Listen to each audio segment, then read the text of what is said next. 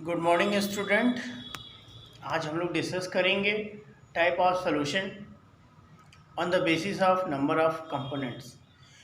जो पिछला वीडियो है उसमें हम लोग डिस्कस कर चुके थे type of solution on the basis of solvent. दो तरह के सॉल्यूशन होते हैं, एक एक्वस सॉल्यूशन होता है और एक नॉन एक्वस सॉल्यूशन होता है। इसके बारे में हम लोग डिस्कस कर चुके हैं। एक्वस सॉल्यूशन वो होता है जिसमें सॉल्यूट जो होता है वो वाटर में डिजॉल्व होता है, और नॉन एक्वस सॉल्यूशन वो होता है जिसमें आपका जो सॉल्यूट है वो वाटर को छोड़कर किसी अन्य सॉल्वेंट में अगर डिसॉल्व होता है उससे हम लोग बोलते हैं नॉन एक्वस सॉल्यूशन। ठीक है, आज हम लोग डिस्कस करने वाले हैं on the basis of number of components. On the basis of number of components solution are classify in binary solution, ternary solution and quaternary solution. यानी द सॉल्यूशन, बाइनरी सॉल्यूशन की मीनिंग ये होती है बेटा कि the solution which contains two components, यानी वह solution जिसमें केवल दो कंपोनेंट्स हो उसको हम लोग बोलते हैं बाइनरी सॉल्यूशन। ठीक है, एग्जाम्पल के रूप में जो जितने भी सारे सॉल्यूशन होते हैं सब क्या होते हैं, बाइनरी सॉल्यूशन होते हैं। टर्नरी सॉल्यूशन जो होता है इसकी मीनिंग ये है कि solution which contains three components either two solvents and one solute और one solvent and two solute is called ternary solution. That means कि ऐसा सॉल्यूशन जिसमें थ्री कंपोनेंट्स हैं, या तो फिर उसमें दो सॉल्यूट हो सकता है, एक सॉल्वेंट हो सकता है, या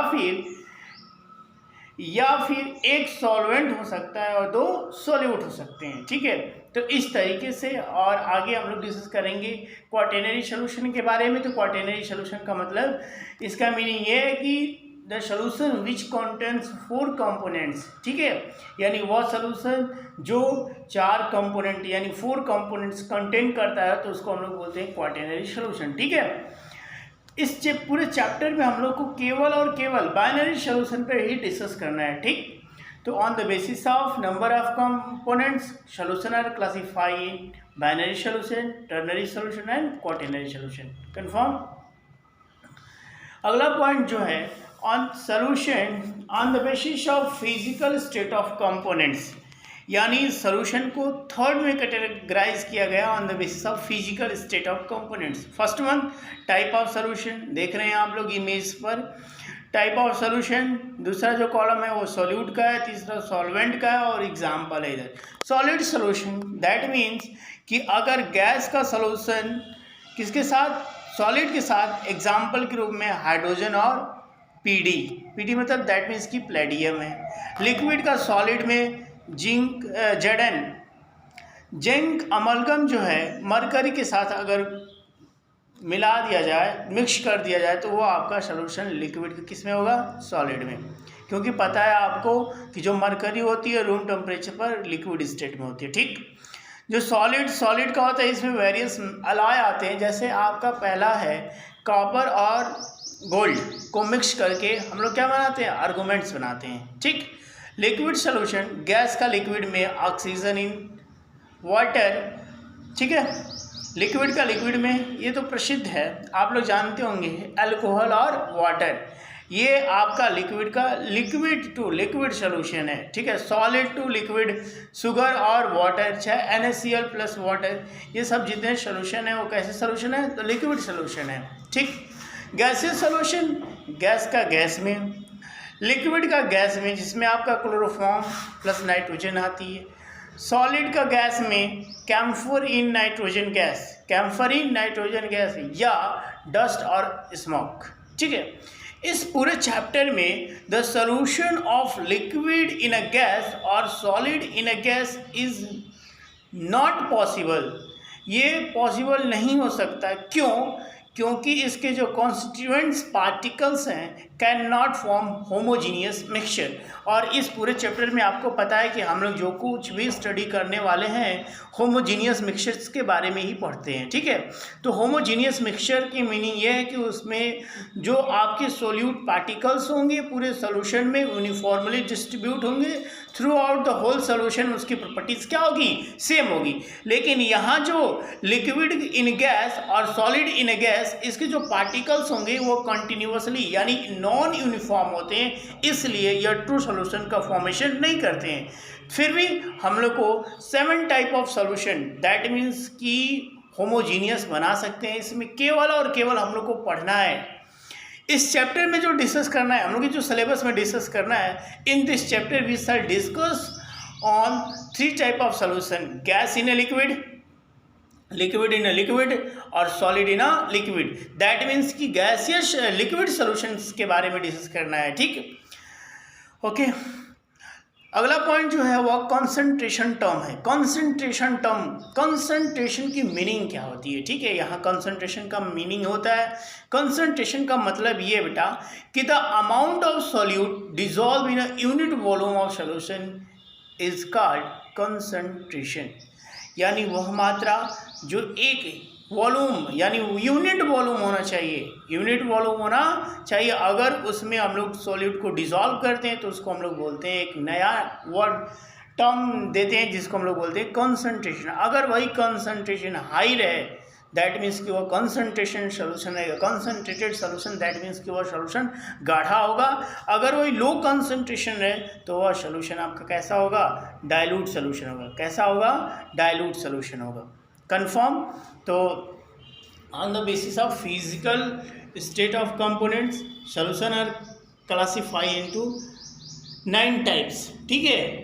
9 प्रकार के होते हैं, लेकिन उसमें से जो 7 होते हैं होमोजीनियस बनाती हैं और 2 क्या होते हैं, हेट्रोजीनियस बनाते हैं। इसलिए इस चैप्टर्स में हम लोग 7 टाइप्स के बारे में ही पढ़ना है, लेकिन मेनली जो चैप्टर में फोकस करना है वह जो है आपका gas in a liquid, liquid in a liquid और सॉलिड इन अ लिक्विड, यानी ओवरऑल इन चैप्टर्स में यही चीज़ डिस्कस करनी है, ठीक है। The solution confirm. अब देखो बेटा, कंसंट्रेशन की मीनिंग यही होती है कि the amount of solute dissolve in a unit volume of solution is called concentration. Concentration, और अगर कंसंट्रेशन हाई रहे तो जितना हाई रहेगा उतना ही आपका सॉल्यूशन कैसा होगा, गाढ़ा होगा। अगर लो कंसंट्रेशन रही तो वह सॉल्यूशन कैसा होगा, डाइल्यूट सॉल्यूशन होगा। कंफर्म, ओके, ठीक है। अगला पॉइंट है कंसंट्रेशन टर्म। कंसंट्रेशन टर्म का मीनिंग ये है कि यह कंसंट्रेशन टर्म 2 पार्ट्स में डिवाइड होता है। पहला टेम्परेचर डिपेंडेंट और दूसरा टेम्परेचर इंडिपेंडेंट। यानी टेम्परेचर डिपेंडेंट का मतलब कि टेम्परेचर को घटाने या बढ़ाने में अगर उसमें कोई परिवर्तन होता है तो उसको हम लोग बोलते हैं टेम्परेचर डिपेंडेंट टर्म्स। अगर टेम्परेचर को घटाने बढ़ाने में कोई फर्क नहीं पड़ता है, यानी when we increase the temperature then it does not effect on any physical quantities, तो इसको हम लोग बोलेंगे कि वो टेम्परेचर इंडिपेंडेंट है, ठीक है। तो कंसंट्रेशन टर्म में देख, तो पहला जो वॉल्यूम होता है, अगर हम लोग वॉल्यूम को टेम्परेचर इंक्रीज करें या डिक्रीज करें तो उसको वॉल्यूम में एक्सपेंशन होगा, ठीक है। तो पहली बात कि टेम्परेचर इफेक्ट कर रहा है तो ये टेम्परेचर डिपेंडेंट होगा, और मास जो ऐसी क्वांटिटी हो जो टेम्परेचर इंडिपेंडेंट होती है, टेम्परेचर घटाने बढ़ाने पे कोई फर्क नहीं पड़ता है। तो जो टेम्परेचर डिपेंडेंट है वह है percentage volume by volume, percentage weight by volume, molarity, strength, ठीक है, parts per million V by V, that means कि वॉल्यूम बाई वॉल्यूम, और parts per million weight by volume, ठीक है। टेम्परेचर इंडिपेंडेंट में आता है percent weight by weight, mole fraction, molality, parts per million weight by weight. इसमें जो important point है वो है आपका मोलारिटी, मोल फ्रैक्शन और मोलालिटी। 3 इम्पॉर्टेंट पॉइंट है, इन तीनों को बहुत ध्यान से पढ़िएगा, ठीक है। देखो एक ट्रिक थोड़ा सा है, वी बाई वी जब भी यानी न्यूमरेटर और डिनोमिनेटर लिखा जाए तो जब भी न्यूमरेटर होगा वो सॉल्यूट के लिए होगा, और जब भी डिनोमिनेटर होगा वो किसके लिए होगा, सॉल्यूशन के लिए। मात्र 1 मिनट के ट्रिक में आपको सारी कॉन्सेंट्रेशन टर्म लर्न हो जाएंगे, बस थोड़ा सा कंसंट्रेशन दीजिएगा। कंफर्म है। परसेंट वॉल्यूम बाय वॉल्यूम का मतलब क्या होता है बेटा, तो इसकी मीनिंग ये है कि it is defined as the volume of solute in ml present in 100 ml of solution, ठीक है। एग्जाम्पल के रूप में अगर 40% weight volume by volume sodium hydroxide solution लेंगे तो पहली पॉइंट इसमें ये नोट करेंगे आप लोग कि 40 ml of sodium hydroxide in 100 ml of solution, that means कि अगर 40 ml सोडियम हाइड्रोक्साइड का सॉल्यूशन होगा तो 60 ml आपका सॉल्वेंट लाइक वाटर, ठीक है। यानी percent V by V, volume by volume is equal to volume of solute upon volume of solution into 100. Once again I repeat it, percent volume by volume, that means कि it is defined as the volume of solute in ml present in a 100 ml solution. ठीक है, कहने की meaning ये है कि जो volume of solute लेंगे किस में डिजॉल्व होगा, तो 100 ml ऑफ सोल्यूशन में इसकी क्वांटिटी, यानी इसीलिए यहाँ परसेंट V by V है, ठीक है, यानी वॉल्यूम ऑफ सॉल्यूट बताएंगे वॉल्यूम ऑफ सोल्यूशन इनटू 100, ठीक है। 40% of volume by volume sodium hydroxide solution, जिसमें आपका 40 ml क्या होगा, तो सोडियम हाइड्रोक्साइड इन 100 ml और 60 ml आपका सॉल्वेंट होगा। कंफर्म? ओके, ठीक है।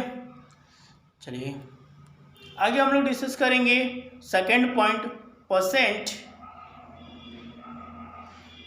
परसेंट मास या weight by volume. Percent mass by volume, इसकी मीनिंग है बेटा, it is defined as the mass of solute present in a 100 ml of solution.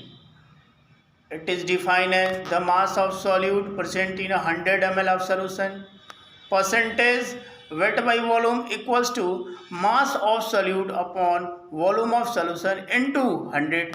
Example के रूप में बेटा देखेंगे आप लोग कि 10% W/V ग्लूकोज सॉल्यूशन, इसकी जो यूनिट होती है ग्राम पर लीटर होती है, ग्राम पर लीटर होती है।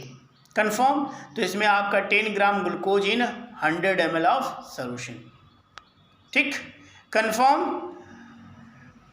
अगला पॉइंट जो है वो है आपका मोलारिटी। क्या है? मोलारिटी, सॉरी क्या है ये? मोलारिटी है। मोलारिटी का it is a important point. Molarity जो है वह सिलेबस का इम्पॉर्टेंट पॉइंट है, आप लोग एग्ज़ाम की दृष्टि से बहुत ही इम्पोर्टेंट है, इसको ध्यान से देखिएगा, ठीक है। It is defined as the number of, it is defined as the number of moles of solute dissolved in a 1 liter or 1 cubic decimeter of the solution। यानी it is defined as number of moles of solute dissolved in a unit, dissolved in a 1 liter of a solution, 1 liter or 1 cubic decimeter of a solution is called molarity। molarity is equal to होता है number of moles of solute upon volume of solution in litre. जब भी हम लोग volume लेंगे किस में लेंगे? लीटर में लेंगे, ठीक है। यूनिट ऑफ मोलारिटी मोल पर लीटर होती है, मोल पर लीटर होती है। सबसे पहले हम लोग किसी भी सोल्यूशन की मोलारिटी निकालनी होगी तो हम लोग पता करेंगे कि उसमें जो सॉल्यूट है कितना मोल्स है, ठीक है, और उसके बाद वॉल्यूम ऑफ सोल्यूशन से हम लोग क्या कर देंगे? डिवाइड कर देंगे, तो हमको मिल जाएगा वॉल्यूम ऑफ सोल्यूशन, ठीक। तो इस बात पर आप लोग ध्यान रखेंगे। Once again I repeat it, what is molarity? Molarity जो है आपका इम्पॉर्टेंट है, इसका रिलेशन पीछे जितने भी आगे टॉपिक आप लोग पढ़ेंगे उसका इसमें रिलेशन है, इसलिए इसको आप लोग ध्यान से पढ़ना है कि मोलारिटी जो होता है ये डिफाइन की जाती है किस तरीके से? तो it is define as the number of moles of solute dissolved in a 1 liter or 1 cubic decimeter of a solution, ठीक। तो इसको हम लोग कहते हैं मोलारिटी। मोलारिटी इक्वल्स टू होता है number of moles of solute upon volume of solution in litre, ठीक। तो यूनिट ऑफ मोलारिटी का होता है मोल पर लीटर होता है। और कैसे हम लोग मोलारिटी फाइंड आउट करेंगे किसी भी सॉल्यूशन को? तो first of all we count how many moles of solute dissolve in it, और उसके बाद वॉल्यूम ऑफ सॉल्यूशन से डिवाइड कर देंगे तो हमको निकल जाएगी मोलारिटी। एग्जाम्पल के रूप में अगर 4.9 gram of sulphuric acid dissolve in 4.3 litre, तो नंबर ऑफ मोल्स निकालेंगे। नंबर ऑफ मोल्स निकालने के लिए given mass upon molecular mass. Given mass क्या है? तो 4.9 ग्राम है, और इसका मॉलिक्यूलर मास क्या होता है? तो 98, ठीक है। डिवाइड करेंगे तो 1/20 आएगा। Molarity equal to number of moles 1/20 आ गया, और वॉल्यूम ऑफ सोल्यूशन कितना है? तो 4.3 लीटर हो गया। इसको सॉल्व कर देंगे तो आपका आंसर हो जाएगा, ठीक।